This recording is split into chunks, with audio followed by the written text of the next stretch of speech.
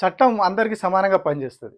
చట్టం అంటే ప్రజాస్వామ్యం అంటే రాజ్యాంగం అంటే ప్రజల కోసం పనిచేస్తుంది, ప్రజల చేత నడపబడుతుందని చెప్పి సినిమాల్లో డైలాగులు చెప్పుకోవడానికి వీటన్నిటికీ చాలా అద్భుతంగా ఉంటుంది. అసలు ప్రజాస్వామ్యం అంటేనే భారతదేశంలో నడిచే ప్రజాస్వామ్యం అంటేనే ప్రజలే ప్రభువులు ఇక్కడ. ప్రజలు ఏది చెప్తుంది ప్రజల సంక్షేమం కోసమే నాయకులు కావచ్చు మిగతా అంతా కూడా పనిచేస్తారని పెద్ద పెద్ద డైలాగులు సినిమాల్లో కానీ రాజకీయ నాయకులు కానీ ప్రతి చోట చెప్తారు. మనకు పుస్తకాల్లో కూడా చెప్తారు. మరి నిజంగా చట్టం సామాన్యుడికి చుట్టంగా ఉన్నదా లేకపోతే ఎవరికి చుట్టంగా ఉన్నది ఆ విషయాలను కూడా మనం ఇవాళ మాట్లాడుకుందాం. నమస్తే, నేను Prabhakar Venavanka. Welcome to PV news. దాదాపు ఏడాది క్రితం అనుకుంటా పుష్ప 2 సినిమా రిలీజ్ అయింది. ఆ రిలీజ్ అయినప్పుడు హైదరాబాద్లో ఉన్న సంధ్యా థియేటర్కు అల్లు అర్జున్ వెళ్ళిండు. ఫ్యామిలీతో కలిసి వెళ్ళి ఆ ప్రీమియర్ షో చూసిండు. రాత్రి సమయంలో ఆ సినిమాకి వెళ్ళినప్పుడు అభిమానులందరూ కూడా పెద్ద ఎత్తున వచ్చారు. వచ్చి అక్కడ ఒక తొక్కిసలాట జరిగి మహిళ చనిపోయింది. వాళ్ళ బాబు కంప్లీట్గా బెడ్కే పరిమితం అయిపోయాడు. చాలా గాయపడ్డాడు. గాయపడి మొన్నటి వరకు కూడా హాస్పిటల్లో ఉండి రీసెంట్గానే డిశ్చార్జ్ అయ్యాడు.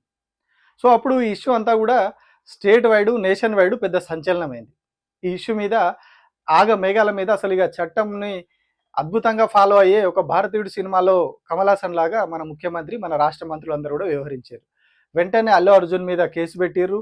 అల్లు అర్జున్ ఇంటికి పోలీసులు పోయారు. అల్లు అర్జున్ని డ్రెస్ కూడా మార్చుకుంటా అంటే మార్చుకోనివ్వకుండా లాక్కొచ్చిర్రు అని చెప్పి వాళ్ళు చెప్పారు. ఓన్లీ బికాజ్ ఆఫ్ అక్కడ తొక్కిసలాట జరిగింది. సినిమా చూడడానికి వాళ్ళు వచ్చారు. అల్లు అర్జున్ కూడా సినిమా చూడడానికే పోయిండు. ఆయన సినిమా ఆయన చూడడానికి పోయిండు. పబ్లిక్ కూడా వచ్చారు సినిమా చూడడానికి. అక్కడ ఏర్పాట్లు సరిగా చేయకపోవడం వల్ల తొక్కిసలాట జరిగింది. అందులో పోలీసుల వైఫల్యం కూడా ఉన్నది. పోలీసులు పూర్తి స్థాయిలో సెక్యూరిటీ ఇవ్వలేదని కూడా వాళ్ళు చెప్పారు. అక్కడ రష్ ఎక్కువ ఉంటుంది కాబట్టి సెక్యూరిటీ ఎక్కువ ఇవ్వాలని చెప్పి థియేటర్ వాళ్ళు అడిగినా కూడా పోలీసులు సెక్యూరిటీ ప్రొవైడ్ చేయలేదు అనేది ఒక వాదన.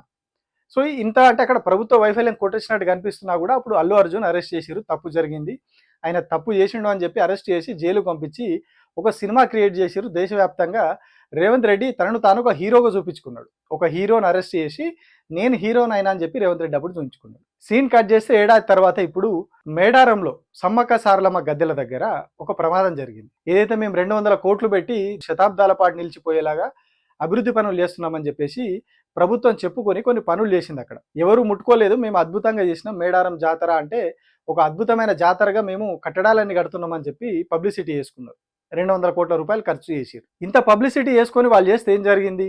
భక్తులు వెళ్తున్నప్పుడే కనీసం తిరుగువారం కాకముందే అక్కడ అన్ని కూడా ఆ రాతి కట్టడాలన్నీ కూడా ఊడిపోవడం స్టార్ట్ అయింది. ఎక్కడికక్కడ ఊడిపోయి కింద పడుతున్నాయని చెప్పేసి అందరూ కూడా విమర్శలు చేసిరు.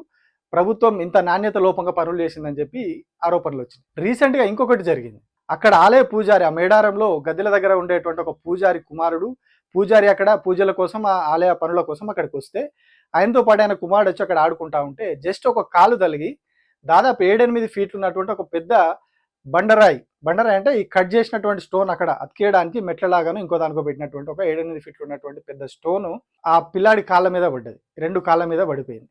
దాన్ని లేపడానికి దాదాపు ఒక 15-20 మంది పట్టుకుంటే తప్ప దాన్ని లేపలేకపోయినామని చెప్పి వాళ్ళు బాధితులు చెప్తా ఉన్నారు. అక్కడ చూసిన వాళ్ళు చెప్తున్నారు.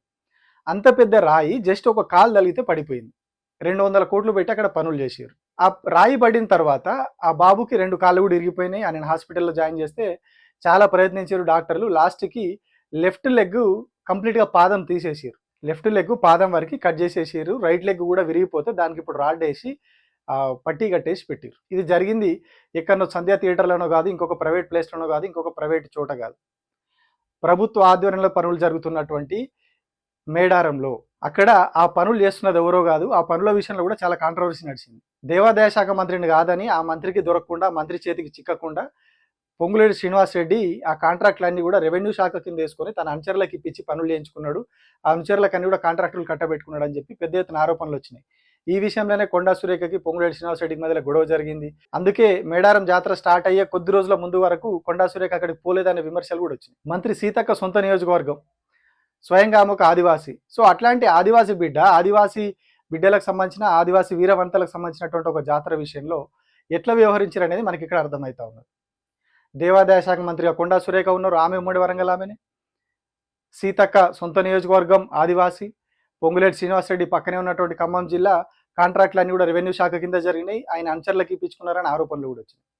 సో ఇప్పుడు ఈ 3 మంత్రులు ఇందులో ఇన్వాల్వ్మెంట్ ఉన్నది.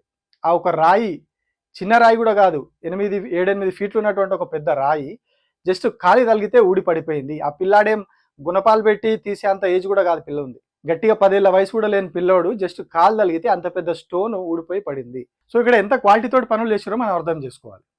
సో మరి దీనికి ఎందుకు పుష్ప సినిమా అల్లు అర్జున్ కథ అంతా చెప్పినావంటే, అక్కడ ఒక థియేటర్‌లో ప్రైవేట్ స్పేస్‌లో ప్రైవేట్ వ్యక్తులు టికెట్లు కొనుక్కొని సినిమా చూడడానికి పోయిర్రు. అల్లు అర్జున్ సినిమా చూడడానికి వచ్చిండు. అక్కడ జరిగిన ఘటనలో ఒక నటుడిని అరెస్ట్ చేసి ఒక రోజంతా జైల్లో పెట్టిర్రు. మరిక్కడ ఒక ప్రభుత్వ స్పేస్‌లో ముగ్గురు మంత్రులు మాదంటే మాది అని క్రెడిట్ చోరీ చేసుకొని, ఆ క్రెడిట్ అంతా మాదే అని మీదేసుకొని పనిచేసినటువంటి మేడారంలో మరి ఎవరిని అరెస్ట్ చేస్తారు? ఇప్పటివరకు ఒక్క మంత్రిని కూడా ఎందుకు అరెస్ట్ చేయలేదు? ఆ ఘటనకు బాధ్యులుగా స్థానిక ఎమ్మెల్యేగా ఉన్నటువంటి సీతక్కనా? లేకపోతే పొంగులేటి శ్రీనివాసరెడ్డి రెవెన్యూ శాఖ కింద పనులు జరిగినాయి కాబట్టి దేవాదాయ శాఖ మంత్రిగా ఉన్నటువంటి కొండా సురేఖ. ఈ ముగ్గురిని మరి ఎందుకు అరెస్ట్ చేయలేదు ఇప్పటివరకు? ఆ ఘటనలో ప్రమాదం జరిగింది. ఒకరు ప్రాణాలు కోల్పోయారు. ఒకరు ఇప్పటికీ బెడ్‌కు పరిమితమయ్యారు. ఇప్పుడు ఈ ఘటనలో కూడా ఆ పిల్లాడు కంప్లీట్‌గా బెడ్‌కే పరిమితమయ్యారు. 2 కాళ్ళు పనిచేయకుండా అయిపోయినాయి బాబుకు. ఒక కాలు తీసేసిర్రు. ఇంకో కాలు కూడా రాడ్డేసిర్రు. వాడి జీవితాంతం ఆ కుంటుకుంటూ ఆ కాలుతోటి నడవాల్సిందే. ఆ ఒక్క కాలుతోటి వాడు ఎన్ని రోజులు వాడి జీవితం ఉంటది. గట్టిగా 10 ఏళ్ళు కూడా లేని పిల్లోడు వాడి జీవితం 100 ఏళ్ల జీవితం వానిది ఎట్లా ఉంటది?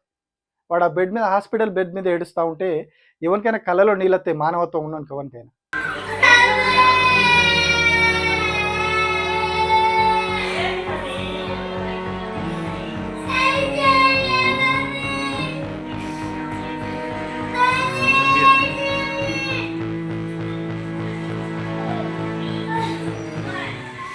రాష్ట్రంలో ఉన్నటువంటి కేబినెట్‌కు మంత్రులకు వీళ్ళకి వస్తలేవు. అల్లు అర్జున్ విషయంలో సూపర్ స్టార్లు, మెగాస్టార్లు అయిపోయి మొత్తం దేశమంతా హీరోగా పబ్లిసిటీ చేసుకున్నటువంటి ముఖ్యమంత్రికి, మంత్రులకు ఈ విషయంలో కళ్ళు కనిపిస్తలేవు, చెవులు వినిపిస్తలేవు, నోరు మాట్లాడతలేదు. ఇంత ఘటన జరిగితే జస్ట్ అక్కడికి పోయి ఆ బాధిత కుటుంబానికి 10,000 రూపాయలు చేతిలో పెట్టి వచ్చిందట మంత్రి సీతక్క. వాడి హాస్పిటల్ ఖర్చులు ఎవరు భరించాలి? లక్షలాది రూపాయలు. వాడి భవిష్యత్తు ఏంటిది? అక్కడ ఎవరో బయటికెళ్ళి వచ్చి ఆడుకోలే పిల్లోడు. వాడు పూజారి కొడుకు. అక్కడనే పూజారి కొడుకు. వాడేదో బయటికెళ్ళి వచ్చిండు, సంబంధం లేదు మాకు, వాడేదో చేసిండు అంటే వేరు విషయం. కానీ ఆ పిల్లోడు పూజారి కొడుకు. అక్కడనే ఉంటాడు వాడు. పూజారి అంటే అక్కడనే ఉంటాడు. ఆ గద్దెల దగ్గరనే తిరుగుతారు వాళ్ళు. అట్లాంటిది ఒక ప్రభుత్వం చేస్తున్నటువంటి పనులు మేము 200 కోట్లు పెట్టి అద్భుతంగా చేసినామని డ్రోన్ షాట్లు వేసి అటేసి హై క్వాలిటీ ఫోటోలు తీసుకొని పబ్లిసిటీ చేసుకున్నారు మీరు. మరి దీనికి ఎందుకు క్రెడిట్ తీసుకోరు? అన్నిటికీ క్రెడిట్ తీసుకున్న వాళ్ళు మరి దీనికి ఎందుకు బాధ్యత వహించారు? ఈ ఘటనకి చిన్నోడు కాలు పోయిన దానికి ఎందుకు బాధ్యత వహించారు? అంటే అల్లు అర్జున్కి ఒక న్యాయం, మంత్రులకు ఒక న్యాయమా? అక్కడ అల్లు అర్జున్ ఒక్కడే బాధ్యుడు కావచ్చు. ఇక్కడ ముగ్గురు మంత్రులు, దేవాదాయ శాఖ మంత్రి, అక్కడ పనులు చేసిన రెవెన్యూ శాఖ మంత్రి, అక్కడ లోకల్ మంత్రి. ఇప్పుడు వీళ్ళ ముగ్గురు మీద కదా చర్యలు తీసుకోవాలి. మరి సరే కాంట్రాక్టర్ మీద చర్యలు తీసుకున్నారా? ఇప్పటివరకు ఏం లేదు. ఇంకా దరిద్రం ఏంటంటే అప్పుడు ప్రతి నిమిషము బ్రేకింగ్ లేసి పెద్ద పెద్ద హెడ్లైన్స్ పెట్టి రాసినటువంటి పేపర్లు, ఛానళ్ళు కూడా ఇప్పుడు దీన్ని పట్టించుకుంటలేవు. ఏదో ఒక ఇన్సిడెంట్ జరిగినప్పుడు ఒక వార్త వేసి పేపర్లో ఒక చిన్న యాంకర్ విజువల్ లాగా టీవీలో చూపెట్టి వదిలేస్తున్నారు తప్పితే ఆనాడు అల్లు అర్జున్ విషయంలో ఎంత సినిమా చేసిరు, అల్లు అర్జున్ తప్పు చేసిండు అన్నట్టుగా ఎంత ప్రొజెక్ట్ చేసిరు. నిజంగా ఆయన చేసిన తప్పే కావచ్చు. సో మరి ఆయన చేసిన తప్పైనప్పుడు ఇవాళ మంత్రులు చేసింది కూడా తప్పే కదా. ఇవాళ పిల్లల్ని కాలుపోవడానికి కారణమైనటువంటి మంత్రులది కూడా తప్పే. సో మరి ఎందుకు వీళ్ళ మీద బ్రేకింగ్ లేరు? మంత్రుల మీద చర్యలు తీసుకోవాలని ఎందుకు బ్రేకింగ్ లేరు? సో మీడియా ఎట్లాగో ప్రభుత్వానికి సరెండర్ అయింది. ప్రభుత్వం ఎట్లా చెప్తే అట్లా, ప్రభుత్వం ఏం రాసిస్తే అవే స్క్రిప్ట్లు చదువుతున్నారు. అంతకుమించి వాళ్ళు చేసేది ఏం లేదు. ఛానల్, సాటిలైట్ ఛానల్ అన్ని కూడా అంటే ఎథికల్గా కంప్లీట్గా అమ్మేసుకున్నారు. ఎథిక్స్ అన్ని కూడా ప్రభుత్వానికి అమ్మేసుకున్నారు. మానవత్వాన్ని కూడా ఇప్పుడు అమ్మేసుకున్నారు. మానవత్వాన్ని కూడా తాకట్టు పెట్టేసారు. ఒక పిల్లోనికి 2 కాళ్ళు ఇరిగిపోయినాయి జాతర దగ్గర, ప్రభుత్వం చేసిన పనుల దగ్గర క్వాలిటీ లోపం వల్ల జరిగింది, నాణ్యత లేకుండా నాసిరకంగా పనులు చేయడం వల్ల జరిగింది అని తెలుసు అందరికీ. అన్ని ఛానళ్ళకి అక్కడ రిపోర్టర్లు ఉంటారు, అన్ని పేపర్లకు రిపోర్టర్లు ఉంటారు. కానీ ఎవడు ఇప్పటివరకు అక్కడ పోయి అసలు ఏం జరిగింది, ఊడిపడిన రాయి ఏది, దాని సైజ్ ఏంది, అసలు అంత పెద్ద రాయిని వీళ్ళు అక్కడ ఎట్లా పెట్టిర్రు, అది కాలు తగిలితేనే ఎందుకు ఊడిపోయింది, దీని మీద ఎవడు శూల శోధనలు లేరు, స్టింగ్ ఆపరేషన్లు లేరు, ఇంకో ఆపరేషన్లు లేరు. ఆల్రెడీ ప్రారంభించిన భూభారతిని మళ్ళీ ప్రారంభిస్తే దానికి ఆహా ఓహా అని ఇంత పెద్ద వేసి రాస్తారు, బ్రేకింగ్లు వేస్తారు. ఆల్రెడీ ఓపెన్ అయిన మధ్యాహ్న భోజనము, ఆల్రెడీ ఓపెన్ అయిన బ్రేక్ఫాస్ట్ స్కీమ్లకి మళ్ళీ ఓపెన్ చేస్తే పోయి దానికి ఆహా ఓహో అని డబ్బా కొడతారు. కానీ ఇక్కడ ఒక చిన్న పిల్లని జీవితం, వాని 100 ఏళ్ల జీవితం ఆగమైపోయింది, వాని 2 కాళ్ళు పోయినాయి. సో మరి ఎందుకు దీని మీద మీడియా ప్రశ్నించేది? ఎథిక్స్ అమ్ముకున్నారు, విలువలు అమ్మేసుకున్నారు, కనీసం మానవత్వాన్ని కూడా ప్రదర్శించారా? మానవత్వాన్ని కూడా అమ్మేసుకున్నారా? ప్రభుత్వాలకు ఎట్లాగో మానవత్వం ఉండదు, ప్రభుత్వంలో ఎవరైనా అట్లనే ఉంటారు. కనీసం మీడియా కూడా ప్రశ్నించే మీడియాకు కూడా మానవత్వం లేకుండా పోయి కంప్లీట్గా అన్నిటిని ఎథిక్స్తో పాటు మానవత్వాన్ని కూడా తాకట్టు పెట్టేసి ఇక దారుణంగా తయారయ్యారు. సో ఇప్పుడు ఇందులో అల్లు అర్జున్ని ఎట్లా అరెస్ట్ చేసిరో ఇప్పుడు ఇందులో ఎవరిని అరెస్ట్ చేస్తారో ప్రభుత్వం చెప్పాలి. అక్కడ పనులు చేస్తున్నటువంటి కాంట్రాక్టర్నా, కాంట్రాక్టులు ఇప్పించినటువంటి మంత్రినా, లోకల్ మంత్రినా, దేవాదాయ శాఖ మంత్రి. ఆ పిల్లోడి జీవితం ఏంది, వానికి ఏం భరోసా ఇస్తారు, వాళ్ళ కుటుంబానికి ఏం భరోసా ఇస్తారు? ప్రభుత్వం వల్ల, ప్రభుత్వ నాశరక పనుల వల్ల వానికి జీవితం పోయింది. సో ప్రభుత్వమే వానికి మళ్ళీ జీవితం ఇవ్వాలి. సో ఏం చేస్తారు అది చెప్పండి, దాని మీద చర్యలు తీసుకోండి. వాళ్ళకి ఆర్థికంగాన ఇంకొక రకంగాన కుటుంబానికి అండగా నిలబడండి. రాజకీయాలు చేసుకోవడానికి హీరోలమని చెప్పుకోవడానికి చాలా పనులు చేస్తారు, చాలా పబ్లిసిటీ స్టంట్లు చేస్తారు. కానీ ఇక్కడ ఒక పసివాడి ప్రాణం పోయే పరిస్థితి వచ్చింది ఇప్పుడు. వాడిని కాపాడండి, ఇక్కడ చూపించండి మీ హీరోయిజం.